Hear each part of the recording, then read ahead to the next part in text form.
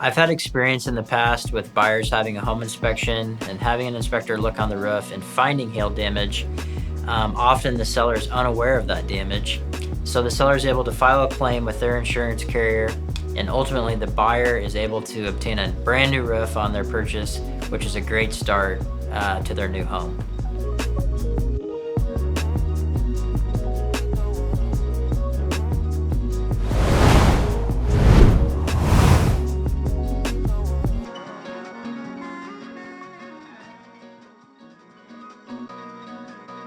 Home inspections can be written into an offer several different ways, but when written into an offer as a home inspection contingency, it's going to go something like this.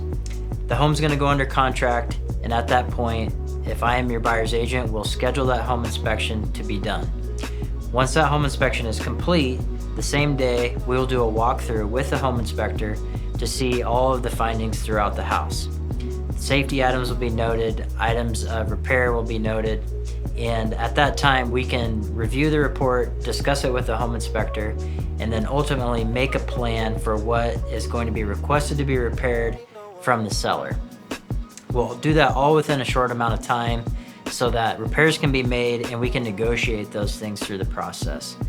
The seller has the right to not make any of those repairs, and the buyer can request as many repairs as they want, knowing they may not get all of them made. Sometimes the repairs can be made in the form of a credit to the buyer. Ultimately, if there's findings in the home inspection that are not suitable to the buyer and they want to walk away from the transaction, if it is a contingency to the sale, they're able to do so and get their earnest deposit back. Ultimately, buyer and seller will negotiate on what needs to be repaired in the home, and once those negotiations are met, we can eliminate the home sale contingency from the purchase and move forward at that point. A common thing that I see in home inspections are small electrical issues, like a bathroom or a kitchen without GFCI outlets, possibly a double tap breaker. Generally pretty small issues when it comes to the purchase of a home. If the inspector states to get a second opinion, that's often easy to do.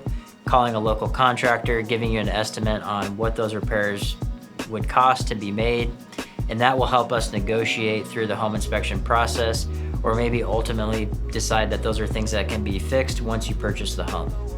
Home inspections can come in several different types of forms. They can come as your general whole home inspection. They may just be an HVAC inspection, maybe someone just to look at the roof. They can come in really any type of way that the buyer is interested in. Some other things that people may not think about when it comes to home inspections is having a radon test performed. And it can even be someone looking at the sprinkler system. One reason I think that home inspections are really important is that home inspectors are able to look in places that we aren't when we are looking at the home. A really good example of that is being able to crawl on top of the roof and look at the roof and make sure that it's in suitable condition.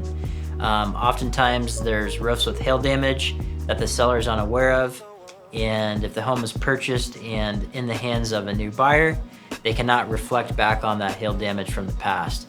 So making sure, especially in our area, that a roof is in good condition, the gutters are in good condition, and as important, to have a home inspector look in the attic, make sure there's no moisture or mold. Another place that we are not going to look at a home, just a general home showing, is why I think that home inspections are really important.